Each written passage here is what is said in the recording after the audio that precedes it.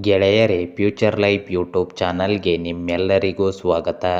2025ರ ಕಟಕ ರಾಶಿಯ ವರ್ಷ ಭವಿಷ್ಯ ಹೇಗಿದೆ ಎಂದು ತಿಳಿದುಕೊಳ್ಳೋಣ ಬನ್ನಿ. ಕಟಕ ರಾಶಿಯವರು ದೈಹಿಕವಾಗಿ ದುರ್ಬಲರಾಗಿರುತ್ತಾರೆ. ನಿಯಮಿತ ವ್ಯಾಯಾಮ ಮತ್ತು ಉತ್ತಮ ಆಹಾರ ಸೇವನೆಯಿಂದ ಆರೋಗ್ಯದಲ್ಲಿ ಚೇತರಿಕೆ ಉಂಟಾಗುತ್ತದೆ. ತಾವು ತೆಗೆದುಕೊಳ್ಳುವ ತೀರ್ಮಾನಗಳು ಮತ್ತು ಬಾಳಿನ ನೀತಿ ಸರಿ ಎಂಬ ಭಾವನೆ ಇವರನ್ನು ಸೋಲಿನ ದವಡೆಗೆ ನೂಕಬಹುದು. ಸಾಧ್ಯವಾದಷ್ಟು ಬೇರೆಯವರ ಮನಸ್ಸನ್ನು ಅರಿತು ನಡೆಯುವುದು ಉತ್ತಮ. ನೀವು ಆಡುವ ಮಾತುಗಳು ಬೇರೆಯವರ ಮನಸ್ಸಿಗೆ ನೋವನ್ನುಂಟು ಮಾಡಬಹುದು. ಧಾರ್ಮಿಕ ಕೆಲಸ ಕಾರ್ಯಗಳನ್ನು ನಡೆಸುವಲ್ಲಿ ಮುಂದಾಳತ್ವ ವಹಿಸುವಿರಿ. ನಿಮ್ಮ ಕಷ್ಟಗಳಿಗೆ ನೀವೇ ಪರಿಹಾರ ಕಂಡುಕೊಳ್ಳುವಿರಿ. ನಿಮ್ಮ ಮನದ ಭಾವನೆಯನ್ನು ಯಾರೊಂದಿಗೂ ಹಂಚಿಕೊಳ್ಳುವುದಿಲ್ಲ. ಹಿಂದೆ ಮಾಡಿದ ತಪ್ಪುಗಳಿಗೆ ಪಶ್ಚಾತ್ತಾಪ ಪಡುವಿರಿ. ಹಣಕಾಸಿನ ವಿಚಾರದಲ್ಲಿ ಉತ್ತಮ ಆದಾಯವಿದ್ದರೂ ಮನಸ್ಸಿಗೆ ನೆಮ್ಮದಿ ಇರುವುದಿಲ್ಲ. ನಿಮ್ಮ ಆತ್ಮೀಯರಿಗೆ ಮತ್ತು ಬಂಧು ಬಳಗದವರಿಗೆ ಅನಿವಾರ್ಯವಾಗಿ ಹಣದ ಸಹಾಯ ಮಾಡುವಿರಿ. ನಿಮ್ಮ ಕಷ್ಟದ ಕೆಲಸ ಕಾರ್ಯಗಳ ಪ್ರತಿಫಲವು ಬೇರೆಯವರಿಗೆ ದೊರೆಯಲಿದೆ. ಇದರಿಂದಾಗಿ ಯಾವುದೇ ಕೆಲಸ ಕಾರ್ಯವಾದರೂ ಪೂರ್ಣವಾದ ಮನಸ್ಸಿನಿಂದ ಮಾಡಲು ಸಾಧ್ಯವಾಗುವುದಿಲ್ಲ. ಆದರೆ ಕುಟುಂಬದಲ್ಲಿ ಉತ್ತಮ ಹೊಂದಾಣಿಕೆ ಇರುತ್ತದೆ. ಇದರಿಂದಾಗಿ ಸಂತಸ ಮತ್ತು ನೆಮ್ಮದಿಯ ಜೀವನ ನಡೆಸುವಿರಿ. ಬೇಡದ ವಿಚಾರಗಳಿಗೆ ಸಮಯ ವ್ಯರ್ಥ ಮಾಡುವಿರಿ. ದುರಾಸೆಯ ಗುಣವಿರುವುದಿಲ್ಲ. ಇದರಿಂದಾಗಿ ನಿಮ್ಮಿಂದ ಆತ್ಮೀಯರ ಪ್ರೀತಿಯ ವಿಶ್ವಾಸ ಗಳಿಸುವಿರಿ. ಚಿಕ್ಕ ಮಕ್ಕಳ ಆರೋಗ್ಯದಲ್ಲಿ ಏರಿಳಿತ ಕಂಡು ಬರುತ್ತದೆ. ಆದ್ದರಿಂದ ಎಚ್ಚರಿಕೆ ವಹಿಸುವುದು ಒಳ್ಳೆಯದು. ನಿಮ್ಮ ಮನಸ್ಸಿನ ಆಸೆಯಂತೆ ಮಕ್ಕಳು ವಿದ್ಯಾಭ್ಯಾಸದಲ್ಲಿ ಉನ್ನತ ಮಟ್ಟ ತಲುಪುತ್ತಾರೆ. ಮನೆಯಲ್ಲಿನ ಜವಾಬ್ದಾರಿಗಳಿಂದ ದೂರ ಉಳಿಯಲು ಬಯಸುವಿರಿ. ಮನಸ್ಸಿನ ಮೇಲೆ ಹತೋಟಿ ಸಾಧಿಸಲಾಗುವುದಿಲ್ಲ. ಬೇರೆಯವರ ತೀರ್ಮಾನಗಳನ್ನು ಒಪ್ಪುವುದಿಲ್ಲ. ಸ್ನಾಯು ಸೆಳೆತದ ತೊಂದರೆ ನಿಮ್ಮನ್ನು ಕಾಡಬಹುದು. ನಿರುದ್ಯೋಗಿಗಳಾಗಿದ್ದಲ್ಲಿ ದೊರೆಯುವ ಅವಕಾಶವನ್ನು ಉಪಯೋಗಿಸಿಕೊಳ್ಳಲು ವಿಫಲರಾಗುವಿರಿ. ಆದರೆ ಪ್ರಯತ್ನವನ್ನು ಬಿಡಬೇಡಿ. ಹಣದ ಕೊರತೆ ಇದ್ದರೂ ಮತ್ತೊಬ್ಬರ ಬಳಿ ಹೇಳಿಕೊಳ್ಳುವುದಿಲ್ಲ. ಮನೆತನಕ್ಕೆ ಸಂಬಂಧಪಟ್ಟ ಹಣ ಅಥವಾ ಆಸ್ತಿಯಲ್ಲಿ ನ್ಯಾಯಯುತ ಪಾಲು ದೊರೆಯುತ್ತದೆ. ಗುರು ಹಿರಿಯರ ಸಲಹೆ ಪಾಲಿಸಿದರೆ ಜೀವನ ಸುಂದರವಾಗುತ್ತದೆ.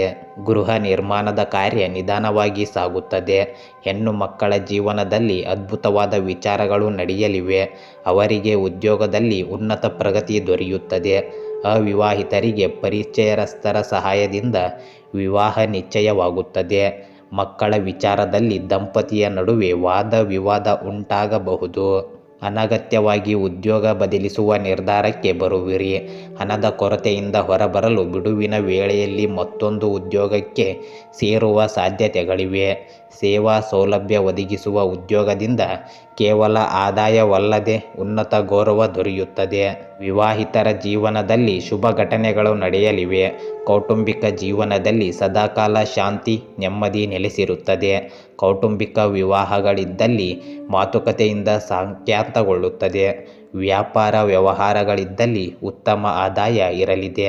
ಎದುರಾಗುವ ಬದಲಾವಣೆಗಳಿಗೆ ಹೊಂದಿಕೊಂಡು ನಡೆಯಬೇಕಾಗುತ್ತದೆ.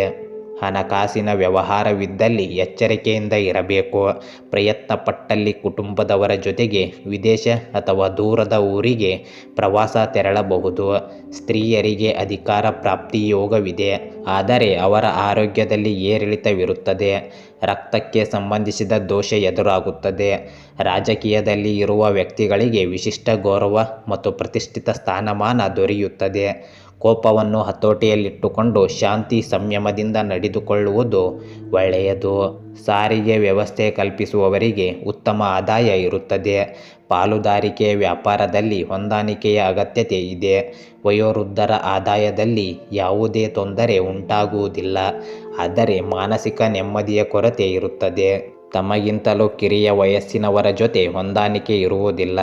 ತಮ್ಮ ಸ್ವಂತ ಸಂಪಾದನೆಯಲ್ಲಿ ಸುಖ ಜೀವನ ನಡೆಸುತ್ತಾರೆ. ಹಣಕ್ಕಾಗಲಿ ಅಥವಾ ಯಾವುದೇ ಅನುಕೂಲತೆಗಾಗಿ ಬೇರೆಯವರನ್ನು ಅವಲಂಬಿಸುವುದಿಲ್ಲ.